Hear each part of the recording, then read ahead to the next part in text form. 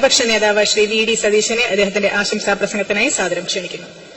ഏറ്റവും ബഹുമാന്യനായ അധ്യക്ഷൻ, മുഖ്യമന്ത്രി ഉൾപ്പെടെ വേദിയിലും സദസ്സിലുള്ള ഏറ്റവും ബഹുമാന്യരെ, പ്രിയപ്പെട്ടവരെ, ഈ അഭിമാനം ചെയ്യാൻ ഇനിയും ഏറെ മാസങ്ങൾ എടുക്കുമെങ്കിലും നമ്മുടെ വികസന സ്വപ്നങ്ങൾക്ക് ചിറക് മുളച്ചിരിക്കുന്നു എന്ന് നമ്മളെ ബോധ്യപ്പെടുത്തുന്നതാണ് ആദ്യമായി ക്രെയിനും കൊണ്ടൊരു ഷിപ്പിലൂടെ ഫസ്റ്റ് ഡോക്കിംഗ് നടത്തിയത്.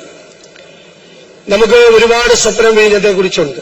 ഇവിടെ എനിക്ക് മുമ്പ് സംസാരിച്ച മുഖ്യമന്ത്രിയും അധ്യക്ഷനും എല്ലാവരും പറഞ്ഞു, നമുക്ക് ലോകോത്തര തുറമുഖമാക്കി നമുക്ക് വിഴിഞ്ഞത്തെ മാറ്റണം.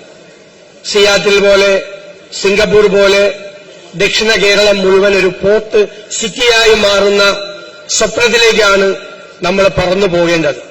അതിനുവേണ്ടി ഒരുപാട് കാര്യങ്ങൾ നമുക്ക് ഇനിയും ചെയ്യേണ്ടതുണ്ട്. സമയബന്ധിതമായി അതെല്ലാം പൂർത്തിയാക്കുക എന്നതാണ് നമ്മുടെ ചുമതല. തീർച്ചയായും അക്കാര്യത്തിനു വേണ്ടി ഗവൺമെന്റ് എടുക്കുന്ന എല്ലാ പോസിറ്റീവായ കാര്യങ്ങൾക്കും ഞങ്ങളുടെ എല്ലാവരുടെയും പൂർണ്ണമായ പിന്തുണ ഉണ്ടാകും എന്ന് ഞാൻ ഈ അവസരത്തിൽ ഉറപ്പു നൽകുന്നു. നമുക്കിതിനൊരു ചരിത്രമുണ്ട്. ഇതൊരു വലിയ സ്വപ്നമായി അടുത്ത കാലത്തൊന്നും തുടങ്ങിയ സ്വപ്നമല്ല. ചിത്ര തിരുനാൾ ബാലരാമവർമ്മയുടെ കാലത്ത് തുടങ്ങിയ സ്വപ്നമാണ് വിഴിഞ്ഞം തുറമുഖം ഉണ്ടാകണമെന്ന്. മാറി മാറി വന്ന ഗവൺമെന്റുകളെല്ലാം അതിനുവേണ്ടിയിട്ടുള്ള ഒരുപാട് പരിശ്രമങ്ങൾ നടത്തി. പല കാരണങ്ങൾ കൊണ്ട്, സാങ്കേതിക പ്രശ്നങ്ങൾ കൊണ്ട്, സാമ്പത്തിക പ്രശ്നങ്ങൾ കൊണ്ട് അത് നടക്കാതെ പോയി. പക്ഷേ ഈ അവസരത്തിൽ നമുക്ക് അനുസ്മരിക്കാതിരിക്കാൻ കഴിയാതെ വയ്യ. കേരളത്തിന്റെ പ്രിയങ്കരനായിരുന്ന മുഖ്യമന്ത്രി ശ്രീ ഉമ്മൻചാണ്ടിയുടെ നേതൃത്വത്തിലുള്ള മന്ത്രിസഭയാണ് ഈ വിഴിഞ്ഞം തുറമുഖം യാഥാർത്ഥ്യമാക്കിയത് എന്ന് നാം മറന്നുകൂടാ. ഒരുപാട് പ്രശ്നങ്ങൾ, പ്രതിസന്ധികൾ എല്ലാം അദ്ദേഹത്തിന്റെ മുന്നിലുണ്ടായിരുന്നു.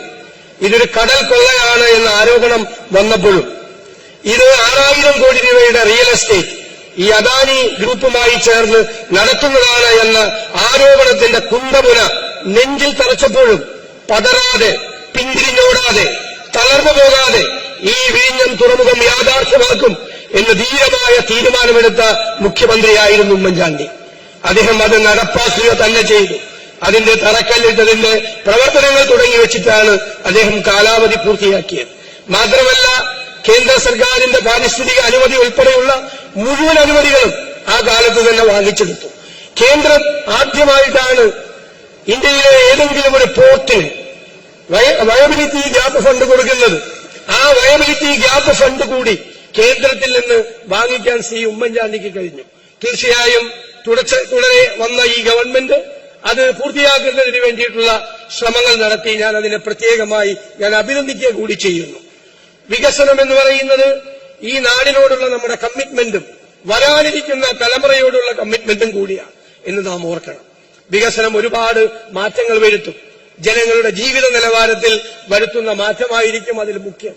ഒരുപാട് തൊഴിൽ സാധ്യതകളും കേരളത്തിന്റെ സാമ്പത്തിക വരുമാനവും നമുക്ക് വികസന പദ്ധതികൾ നടപ്പാക്കാൻ, ക്ഷേമ പദ്ധതികൾ നടപ്പാക്കാനുള്ള നമ്മുടെ കരുത്തായി നമുക്ക് ഈ പോർട്ടിനെ മാറ്റണം എന്നാണ് എന്റെ അഭ്യർത്ഥന.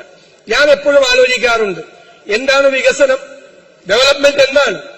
ഞാൻ കരുതുന്നത്, ഒരു പ്രദേശത്ത് വികസനം വന്നാൽ ആ പ്രദേശത്തെ ജനങ്ങളുടെ ജീവിത നിലവാരത്തിൽ ഉണ്ടാകുന്ന വലിയ വ്യത്യാസമായിരിക്കണം വികസനം. അല്ലാതെ ഒരു പ്രദേശത്ത് വികസനം വരുമ്പോൾ ആ പ്രദേശത്ത് ജീവിക്കുന്ന സാധാരണ മനുഷ്യരെ ചേരിയിലേക്കും സിമന്റ് ഗോഡൌണിലേക്കും തള്ളിവിടുന്നതാകരുത് വികസനം. അതുകൊണ്ട് ഇന്നത്തെ കാലഘട്ടത്തിൽ വികസനം നമുക്ക് ഒഴിവാക്കാൻ പറ്റില്ല.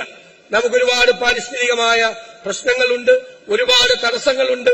അതിനെയെല്ലാം നമുക്ക് മറികടക്കണം. ഇന്നത്തെ കാലത്തെ വികസനത്തിന് ഒരു പ്രശ്നം കൂടിയുണ്ട്, ഡെവലപ്മെന്റ് വിക്ടിംസ്. വികസനത്തിന്റെ ഇരകൾ ഉണ്ടാകുന്നു.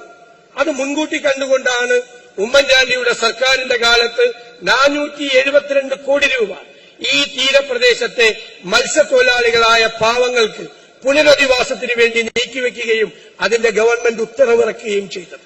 എനിക്ക് പറയാനുള്ള അഭ്യർത്ഥന, ഈ നമ്മുടെ ഈ പോർട്ട്, ഈ തുറമുഖം ലോകോത്തര തുറമുഖമായി മാറുമ്പോൾ ഒരു പാവപ്പെട്ട മനുഷ്യന്റെയും കണ്ണുനീര് ഈ തുറമുഖത്ത് വീഴ്ത്തില്ല എന്ന ഉറപ്പുകൂടി നമ്മൾ വരുത്തണം. അവർക്കെല്ലാവർക്കും പുനരധിവാസം ഉറപ്പാക്കുക എന്നത് നമ്മുടെ എല്ലാവരുടെയും ലക്ഷ്യമാകണം. ഒരാളും ചേരിയിലേക്ക് പോകരുത്, ഒരാളും ഈ സിമന്റ് ഗോഡൌണിൽ താമസിക്കരുത്.